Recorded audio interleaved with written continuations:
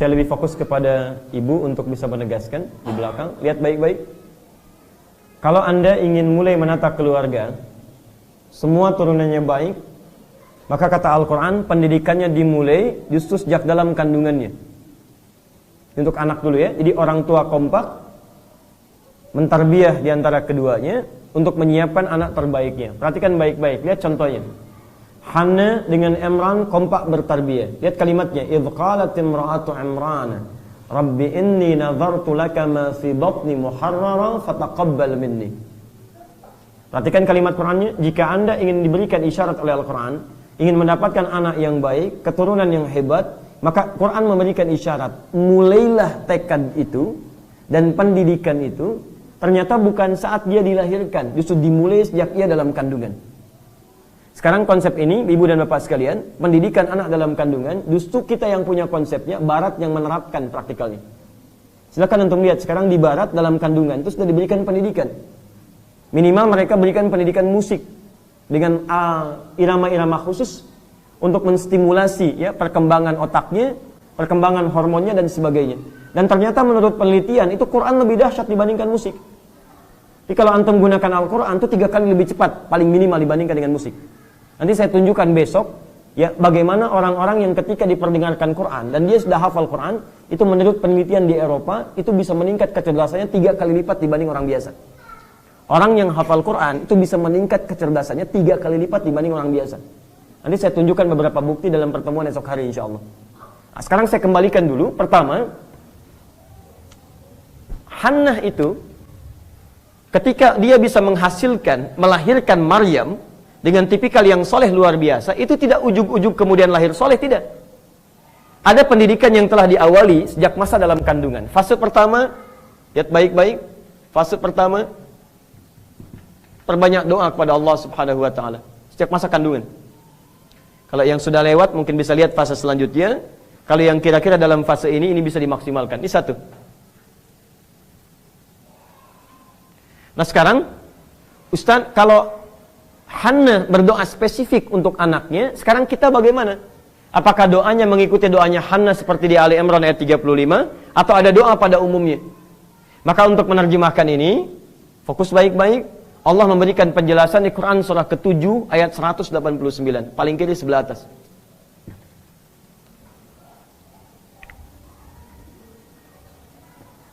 Falamma taghasyaha hamalat hamlan khafifa. Ketika suami istri mulai bergaul, istrinya mulai mengandung. Ya, famarat bi. Kemudian mulai kandungan berlangsung.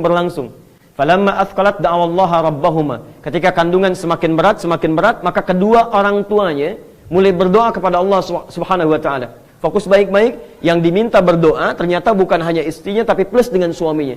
Suami berdoa, istri berdoa, perbanyak permohonan kepada Allah Subhanahu wa taala. Saya pernah konsultasikan waktu anak pertama dalam kandungan, kami bertemu dengan dokter ya, perempuan yang memeriksa kandungan. Ternyata yang paling menarik, Pak, Ibu, ada keterangan kata dokter yang disampaikan kepada kami. Saya dengan istri datang, Pak, sudah ada pertemuan dokter-dokter muslim, minimal kami di Asia Tenggara, dan diberikan kesimpulan, ternyata saat bayi dalam kandungan, itu kalau kita sering doakan, sering bacakan Al-Quran, ternyata ada perkembangan positif dalam janin. Bahkan pernah ada bayi dibacakan Al-Quran, tiba-tiba gerakannya berubah seperti sujud. Berhenti Al-Quran, dia kembali lagi. Dan responnya cepat sekali. Cepat. Bahkan beliau katakan, kalau orang tua berbuat baik, sejak dalam fase kandungan sudah melewati 4 bulan, maka kebaikannya otomatis akan berpengaruh kepada janinnya.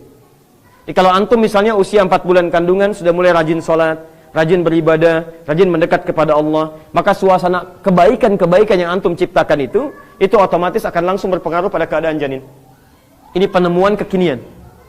Dalilnya ada di Quran, kemudian spiritnya ada di Quran, dan praktikalnya ditemukan oleh ilmu kedokteran modern. Teorinya di Quran. Satu. Dan saya pernah coba ini. Jadi kami pernah coba pada anak yang pertama saat dikandung, plus anak yang kedua, itu Masya Allah. Di saat kami bacakan Quran, istri saya lelah, saya bilang gak apa-apa, pakai earphone, tempelkan di perutnya. Dan di kamar pasang aja Quran, terus pasang 24 jam. Sampai sekarang kami biasakan. Kami keluar, beliau keluar, di rumah kosong Qurannya tetap berputar. Antum tahu apa yang terjadi? Ada satu hal yang sangat indah yang gak bisa saya lupakan. Satu kali saya pulang dari dakwah, tiba-tiba anak pertama menangis luar biasa dan tidak berhenti. Saya bilang, kenapa menangis terus? Istri saya bilang, nggak tahu. Dari tadi nggak bisa didiamkan. Saya coba kemudian renungkan, coba kita diam sebentar. Setelah itu saya katakan, coba ganti suratnya ke Ar-Rahman. Begitu dia ganti ke Ar-Rahman, dia diam. Coba kembalikan kepada surah yang tadi. Begitu dikembalikan, dia nangis lagi. Antum tahu apa yang terjadi? Ternyata saat dikembalikan kepada surah dia nangis itu, ayat itu sedang berbicara tentang konsep neraka. Dia sedang berbicara tentang adab, tentang siksa dan sebagainya. Dikembalikan kepada Ar-Rahman, dia tenang lagi. Antum bayangkan, bayi yang terus mendengar Al-Quran punya kebiasaan sampai peka dengan ayat-ayat yang dibacakan kepadanya. Dia bisa merangkak ketika mendengar bacaan Quran. Saya dengan istri murajaah, dia kejar-kejar, dia ambil mushafnya. Dia bisa berdiri ketika mendengar bacaan Quran dalam sholat. Dia bawa sapu, dia pengen dengar, sampai dia bisa berdiri. Dan dia bisa berlari ketika mengejar untuk menunaikan sholat, sampai kami berikan sajadah kecilnya. Antum bisa bayangkan, ketika antum memberikan Quran sejak mulai dininya, maka Quran hadir dalam benaknya. Antum kenal Fajar? Anak Indonesia yang lahirnya dalam keadaan prematur. Ini rekor ini sedunia. Ya, yang mendapatkan bukan orang Arab, orang Indonesia. Fajar ini lahir beratnya cuma 1,5 kilo dan sebagian sarafnya terganggu. Tapi masya Allah, orang tuanya tidak putus asa. Dibacakan Al-Quran sejak dalam kandungan. Begitu lahir, nanti kita masuk ayat berikutnya, diberikan ASI, bacakan Quran 1 juz, bacakan Quran lagi. Antum tahu apa yang terjadi? Begitu masuk usia 3 tahun, di lisannya yang pertama kali keluar saat dia bisa bicara, itu Al-Quran. Al-Quran. Begitu dicek oleh seorang ustadz, ternyata Fajar ini sudah hafal 30 juz Al-Quran. 30 juz Al-Quran. Dan hebatnya, antum tanya namanya atau tanya kegiatannya, dia baru bisa jawab setelah beberapa detik baru merespon. Fajar tadi mengerjakan apa? Dia diam dulu, baru respon. Tapi antum tanyakan Quran, nyaris tanpa jeda. Begitu ditanya, diteruskan ayatnya. Ini bagian pertamanya. Di ayatnya sudah ada, keadaannya sudah muncul, tinggal pilihan bagi kita bagaimana mengoptimalkannya. Kita lanjut fase berikutnya, pelan-pelan ya. Silahkan, ada pendekatan yang bisa kita maksimalkan. Teman-teman yang belum dikaruniai misalnya, saya sudah memohon kepada Allah, sudah berikhtiar, tapi dokter katakan belum bisa misalnya. Antum jangan putus asa. Siapa antum dibandingkan dengan Nabi Zakaria? Kadang-kadang Allah belum turunkan, anugerahkan keturunan, bukan karena antum gak punya keturunan. Mungkin menurut Allah, antum harus lebih banyak memohon dulu, banyak ibadahnya dulu, banyak pahalanya dulu, banyak kebaikannya dulu. Kalau orang tua belum terbiasa berbuat baik, lantas punya anak dan belum terbiasa berbuat kebaikan, bagaimana menurunkan kebaikan kepada anaknya? Antum aja belum baik, sudah memiliki, sudah ingin punya titipan. Kalau antum saja mengurus diri belum baik dekat dengan Allah, bagaimana merawat titipan Allah? Kan semua akan ditanya. Antum belum bisa berkata baik, sudah menginginkan momongan. Begitu diberikan momongan, gak punya pendidikan kebaikan. Kadang-kadang teman-teman, segala hal yang Allah berikan kepada kita tidak harus dilihat menggunakan akal. Kadang-kadang lebih banyak kita baca dengan hati. Karena itulah Nabi Zakaria, ketika oleh Allah subhanahu wa ta'ala diberikan ujian belum memiliki keturunan, Masya Allah, tidak ada keluhan dalam lisannya. Lihat baik-baik, beliau Nabi, dekat dengan Allah. Ada ayat banyak memujinya, surganya dijamin oleh Allah. Sampai usia sepuhnya, rambut memutih, fisik letih, belum diberikan keturunan, dan beliau tidak mengeluh. Antum bukan Nabi, Rasul juga bukan. Tidak ada ayat satupun memuji antum, dan gak ada ayat satupun turun untuk menjamin surganya antum. Baru diberikan kesempatan oleh Allah dalam 3 bulan, 3 tahun, untuk berbuat kebaikan, dan antum sudah mengeluh. Maka lihat amalannya. Jika ada di antara kita diuji seperti ini, dan melakukan amalan yang sama, Allah berikan isyarat di Quran akan diberikan pengabulan yang sama. Jadi kalau antum sudah berumah tangga, misal belum dianugerahi oleh Allah keturunan, maka lihat Allah tampilkan satu kisah yang jadi inspirasi untuk kita. Amalkan isi kisahnya, Allah janjikan saya berikan seperti Allah berikan kepada Nabi Zakaria. Lihat baik-baik. Quran surah 19 ayat 2 sampai 15. Ini cara menerimanya. Masya Allah. Kaf ha ya ain sad, ayat pertamanya. Dzikru rahmati rabbika 'abdahu Zakaria. Hei, berikut kami kisahkan rahmat Allah yang diberikan kepada hambanya namanya Zakaria. Lihat teman-teman, Zakaria itu kan nabi kan? Nabi ya? Tapi ketika beliau mengalami peristiwanya, disebut oleh Allah sebagai seorang hamba. Seakan-akan memberikan sinyal bahwa siapapun yang merasa sebagai hamba Allah, mau dia nabi, mau bukan nabi, dia tidak akan lolos dari ujian Allah subhanahu wa ta'ala. Maka sepanjang antum masih menjadi hamba, maka tirulah hamba yang dulu. Dia nabi, dia orang baik, dia sebagai hamba, mendapatkan ujian, dia kemudian menghadirkan ujian itu dengan merespon kebaikan-kebaikan. Anda bukan nabi, Anda bukan rasul, tidak sebaik Zakaria, tapi sama-sama hamba. Kenapa diuji dengan ujian yang sama, tapi tidak sedahsyat Nabi Zakaria Anda mengeluh kepada Allah Subhanahu Wa Taala? Tolong lihat baik-baik ya. Tidak pernah ada ayat keluhan dalam Al-Quran. Kalau ada satu ayat saja ayat keluhan di Quran, maka saya akan jadi orang pertama yang mengeluh di Quran. Saya akan jadi orang pertama yang mempraktekkan keluhan jika ada satu ayat saja dalam Al-Quran. Antum tahu cacing? Jangan katakan wallahu alam ya, cacing. Wah, ini cacing. Baik, lihat sini. Saya masukkan dia ke nampan. Dan saya kasih di bawahnya saya panaskan dengan api. Bagaimana respon cacingnya? Bergerak ya, dia menggeliat kanan, kiri dan seterusnya. Kenapa menggeliat? Bukan kepanasan. Cacing bergerak, menggeliat, bukan merespon, bukan kepanasan. Karena cacing nggak bisa mengeluh. Aduh panas, aduh sakit, aduh panas. Ya mohon maaf, kalau saja cacing diperkenankan mengeluh, mengatakan aduh seluruhnya, kapan dia bergeraknya? Di dalam setiap keadaan, Allah berikan ujian kepada kita bukan untuk dikeluhkan, tapi untuk menunggu respon kita cara terbaik untuk merespon ujian Allah Subhanahu Wa Taala. Lihat baik-baik turunan ayat ya. Kadang-kadang kalau tidak paham ilmunya, kadang kita cepat kecewanya. Quran surah kedua ayat 286. Kita hafal ayatnya. Jadi kalau antum diberikan ujian yang cukup berat, ingin mudah diterima, maka rumus pertamanya Quran surah 2 ayat 286. La yukallifullahu nafsan illa. Lihat baik-baik, Allah tidak mungkin menitipkan ujian pada seseorang kecuali ia sanggup untuk menjalaninya. Di seberat apapun yang antum sedang jalani, ujian terbesar dalam kehidupan, seberat apapun, yakinkan pada diri Anda saat menjalaninya, Allah titipkan kepada Anda karena memang cuma Anda yang mampu, yang lain tidak. Jadi kalau Anda tidak mampu, Allah nggak akan titipkan ujian. Termasuk malam ini, Anda punya masalah misalnya, Anda rasakan berat. Teman-teman, seberat apapun masalah yang Anda alami sampai malam ini, itu tandanya, sinyal dari Allah, cuman Anda yang mampu menjalaninya. Kalau Anda tidak mampu, mustahil diberikan kepada Anda. Cuman Anda yang mampu, yang lain tidak. Jadi jangan pernah keluhkan kepada Allah Subhanahu Wa Taala. Ya Allah, why me? Kata Allah, why not? Cuman kamu yang bisa, yang lain tidak. Maka dari itu, ayo ambil prinsip Nabi Zakaria, mohonkan kepada Allah. Qala rabbi anni wa hanal 'azmu minni washta'ala ra'su syaiba wa lam akum bidu'aika rabbi syaqiyya.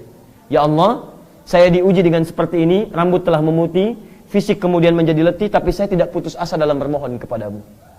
Nah, kemudian kalau ingin cepat dikabulkan, antum tunaikan lewat salat. Dalilnya ada di Quran surah ketiga ayat 38 sampai 39. Itu rumusnya, paling kanan sebelah atas. Mungkin antum tidak, tapi keluarga antum mungkin atau kerabat pernah mengalami itu. Nabi Zakaria pernah bermohon, tapi yang paling hebat ketika dimohonkan dalam salatnya dan dilakukan di mihrab. Itu rumusnya. Tiba-tiba seketika dikabulkan oleh Allah Subhanahu Wa Taala. Selesai? Di fase pertama dalam kandungan, isi dengan doa. Kalau kemudian belum muncul tanda-tanda kehamilan, maka mohon kepada Allah jangan putus asa. Perbanyak salat, bikin mihrab, di mihrab berdoa kepada Allah dan lihat bagaimana hasilnya. Ini bagian yang pertama. 2, saya agak cepat. Awas, hati-hati ya. Ini bagian yang paling penting. 2, jangan pernah berikan yang haram dalam perkembangannya. Karena itu ketika seorang bayi terlahir, Allah anugerahkan karunia yang paling halal pertama dalam kehidupannya. Maka diberikanlah ASI, air susu ibunya, karena itu yang paling halal yang mungkin ia dapatkan. Awas, hati-hati ya teman-teman sekalian. Ketika Maryam dilahirkan, kemudian didoakan oleh ibundanya, dimohonkan kebaikan kepada Allah, maka Imran memaksimalkan pemberian rizki yang terbaik untuk anaknya. Bahkan Masya Allah, saya teruskan dengan cepat. Saking inginnya anaknya tumbuh dengan baik, lihat baik-baik, doanya baik, saat lahir juga baik, perangkatnya baik, perangkat yang ketiganya, ini yang paling hebat. Ketika Imran mengiringi rizki kebaikan yang halal diberikan kepada anaknya, yang paling hebat, dipilihkanlah guru terbaik yang bisa membimbingnya. Zakaria. Teruskan, berikan rizki terbaik, halal. Cari guru terbaik. Saya agak cepat sedikit ya, nanti saya berhenti di poin ini, kita diskusi dulu. Ya. Nah, sekarang lihat baik-baik ya, ini yang paling penting. Banyak orang, ketika menginginkan anaknya menjadi baik, itu hanya mencukupkan kepada doa saja. Misal, Dalam kandungan pandai berdoa, ya Allah jadikan anak saya kalau lahir anak yang soleh, anak yang baik. Begitu dia tumbuh, ya Allah jadikan anak saya rajin sholat, ya Allah jadikan anak saya rajin menghafal Quran. Tapi mohon maaf, ketika dia mulai tumbuh, doa antum tidak diiringi dengan ikhtiar yang sesuai. Katanya ingin anaknya rajin sholat, tapi antum tempatkan di sekolah yang tidak mengajarkan sholat. Bagaimana anak antum bisa sholat? Katanya antum ingin anaknya jadi penghafal Quran, tapi antum sekolahkan di tempat yang tidak pernah mengajarkan Quran. Ya bagaimana anak antum bisa hafal Quran? Maka dari itu ada contoh dari ayat Al-Quran ini, lihat baik-baik, ketika Imran menginginkan dan Hannah menginginkan Maryam dekat dengan Allah, maka dicarikanlah guru yang membimbing dia dekat dengan Allah Subhanahu wa taala. Tidak ada dulu guru orang yang paling baik, yang ilmunya paling banyak, yang dekat dengan Allah kecuali Zakaria. Karena itulah ketika kisah ini ditampilkan pada kita, turunan ayatnya diturunkan. Lihat baik-baik. Antum ingin cari guru, selain pintar, cari yang dekat dengan Allah Subhanahu wa taala.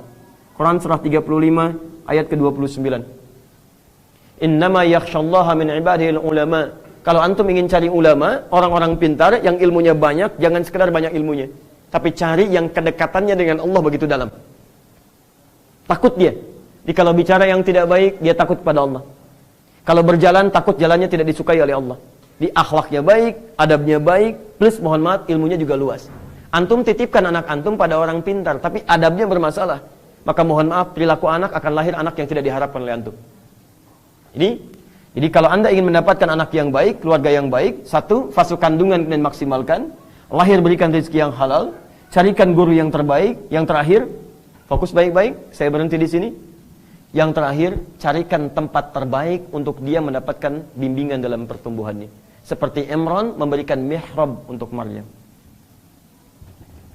Maka antum carikan sekolah terbaik dalam masa pertumbuhannya. Kita terjemahkan dengan sekolah, misal, yang mendekatkan dia dengan Allah Subhanahu wa taala. Kalau sudah seperti ini, saya tutup dulu.